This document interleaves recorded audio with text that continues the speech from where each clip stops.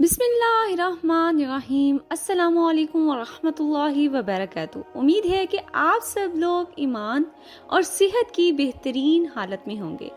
आज की इस वीडियो में हम जानेंगे कि तारीख का वो कद आवर सिपाही जिसका सामना करने की जुर्रत बड़े बड़े बहादुरों में ना थी, वो दो कामित शख्स कौन था, मगर एक गरीब चरवाहे ने भला एक ही वार में उसको कैसे चारों शाने चत कर दिया। वो चरवाहा कौन था जो इस दो कामित शख्स को कत्ल करने में कामयाब हुआ।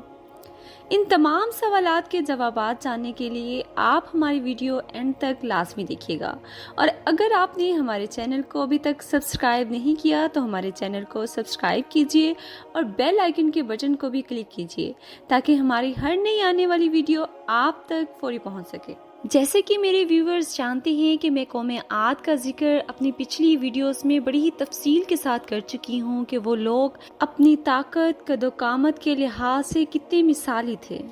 इसी तरह एक शख्स जिसका नाम जालूत था, जो कि द्यो हेकल और बहुत ताकतवर था, का जिक्र भी हमें कुरान पाक से मिलता है। बाइबल में इसका नाम गोलियत पुकारा गया है। बनी इसराइल में हज़रत मूसा अलैहिस्सलाम के बाद हर दौर का एक बादशाह होता जो कि पूरी सल्तनत का निज़ाम चलाता, और इसी के साथ एक नबी भी होता जो दीनी अमूर और शरीयत के असूल लोगों को बतलाता। बनी इसराइल में जब हज़रत शुमैल अलैहिस्सलाम नबूवत के ओहदे पर फाइज थे, उस वक्त बनी इसराइल का कोई भी बादशाह ना था। बनी इसराइल के हमसाया गांव में एक कौम आबाद थी जिसको किनानी या अमालका कहते थे। इन लोगों ने बनी इसराइल पर लूट मार और हमले शुरू कर दिए। इनके सरदार का नाम जालूत था। ये लोग फ़लस्तीन और मिस्र के साहिली इलाकों में आबाद थे। जालूत ने बनी इसराइल के बहुत बड़े हिस्से पर कब्जा कर लिया था और उन इलाकों के सरदारान को मगलूब कर लिया था और उनसे वो खराज भी वसूल करता। कौम अमालका ने ताबूते सकीना भी यहूदियों से छीन लिया था। बनी इसराइल ने हज़रत शुमाइल अलैहिस्सलाम से दरख्वास्त की कि आप किसी को हमारा बादशाह मुकर्रर कर दीजिए।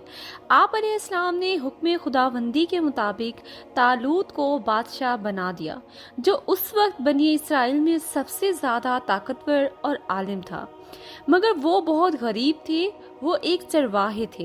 बनी इसराइल को उनकी गरीबी पर एतराज़ था, लिहाजा वो कहने लगे कि वो शाही ख़ानदान से ताल्लुक़ नहीं रखते, इसीलिए हमारे बादशाह भला कैसे हो सकते हैं। इससे बेहतर तो हम बादशाही का हक़ रखते थे क्योंकि हम शाही ख़ानदान से ताल्लुक़ रखते हैं। हज़रत शुमैल अलैहिस्सलाम ने उनकी इन बातों का जवाब यूं दिया, जो कि कुरान पाक में कुछ इस तरह से दर्ज है कि अल्लाह ताला ने इसे तुम पर चुन लिया है, उसको इल्म और ताकत में फरावानी अता की है। अल्लाह अपना मुल्क जिसे चाहे दे। अल्लाह वुसअत वाला और इल्म वाला है।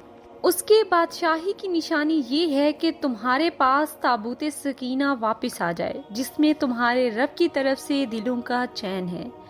लिहाजा फरिश्ते अल्लाह के हुक्म से वो ताबूत हज़रत शुमाइल अलैहिस्सलाम के पास ले आए।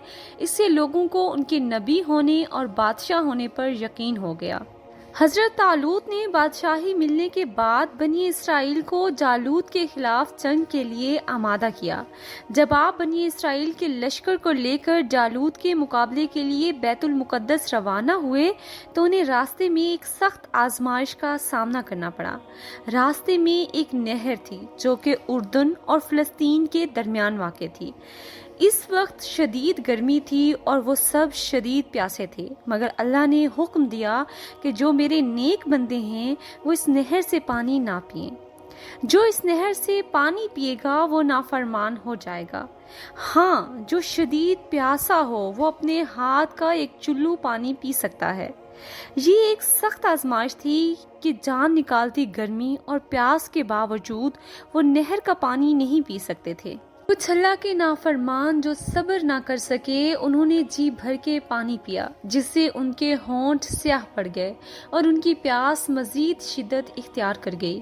یوں وہ لوگ اپنی پیاس میں ہی لگے رہے اور لڑنے کی قوت سے بھی ہاتھ دھو بیٹھے، جبکہ اللہ کے نیک اور برگزیدہ بندوں کے لیے ایک چلو بھر پانی ہی کافی ہوا اور ان کی پیاس بجھ گئی۔ تاریخ دانوں کے مطابق لشکر طالوت کی تعداد 80,000 تھی، جس میں سے صرف اور صرف 313 لوگوں نے ہی اللہ کی اطاعت کی اور اس آزمائش میں ثابت قدم رہے۔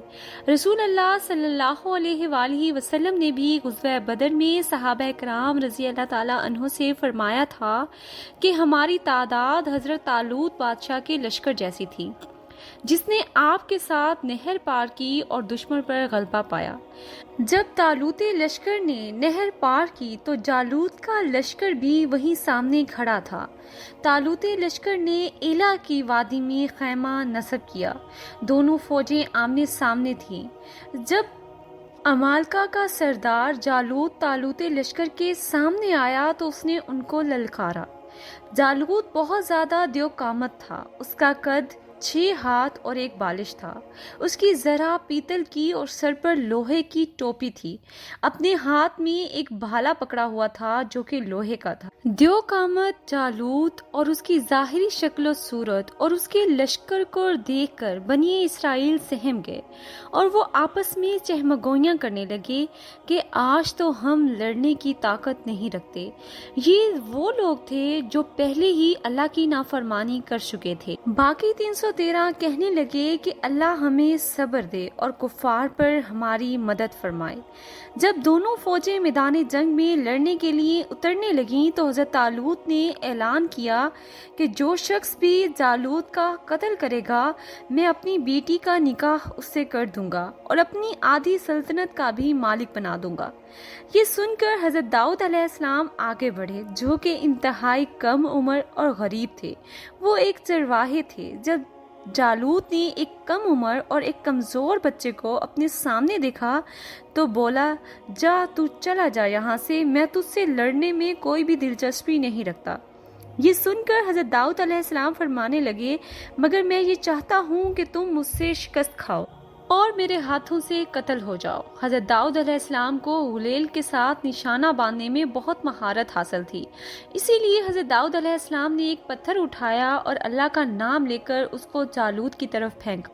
وہ پتھر جا کر جالوت کے ناک اور کھوپڑی کی درمیان والی جگہ پر جا کر اس زور سے لگا جس سے جالوت کی کھوپڑی کا اگلا حصہ پاش پاش ہو کر پتھر اس کی کھوپڑی کے پچھلے حصے سے نکل گیا۔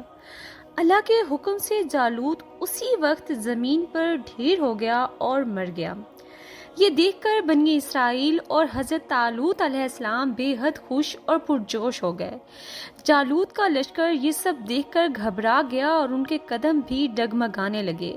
انہوں نے اپنی بھلائی اسی میں سمجھی کہ میدان جنگ چھوڑ کر بھاگا جائے اور اپنی جان بچائی جائے۔ یہ میرے رب ذوالجلال کی قدرت ہی تو تھی جس نے ایک عام سے انسان سے جو کہ کم عمر کمزور تھا اور نہ ہی کوئی جنگی ہتھیار رکھتا تھا، اس کے باوجود ایک پتھر سے اس دیو ہیکل انسان کو مار گرایا۔ اور اللہ رب العزت نے حضرت طالوت علیہ السلام کو فتح سے ہمکنار کیا۔ حضرت طالوت علیہ السلام نے جنگ کے بعد اپنی بات کو پورا کیا اور حضرت داؤد علیہ السلام کے ساتھ اپنی بیٹی کا نکاح پڑھوایا اور اپنی آدھی سلطنت بھی ان کے حوالے کر دی۔ حضرت طالوت کی حکومت 40 سال تک رہی، اس کے بعد ان کا انتقال ہو گیا۔ ان کے انتقال کے بعد حضرت داؤد علیہ السلام پوری سلطنت کے بادشاہ بن گئے۔ اللہ تعالیٰ نے آپ کو نبوت کے عہدے پر بھی فائز کر دیا۔ یوں بنی اسرائیل میں حضرت داؤد علیہ السلام وہ پہلے شخص تھے جن کو نبوت اور بادشاہت دونوں ایک ساتھ عطا کی گئی۔ اس پورے واقعے سے ہمیں بھی یہی سبق ملتا ہے کہ اللہ تعالیٰ غرور و تکبر کرنے والوں کو ناپسند کرتا ہے اور انہیں نیست و نابود کر دیتا ہے، جبکہ صبر کرنے والوں اور توکل کرنے والوں کو ہمیشہ اللہ تعالیٰ بے تحاشا نوازتا ہے۔ اسی کے ساتھ امید کرتی ہیں آپ کو یہ ویڈیو بہت پسند آئی ہوگی۔ ہماری ویڈیو کو لائک کیجیے، شیئر کیجیے اور کمنٹس بھی کیجیے۔ جزاک اللہ خیرن کثیرا۔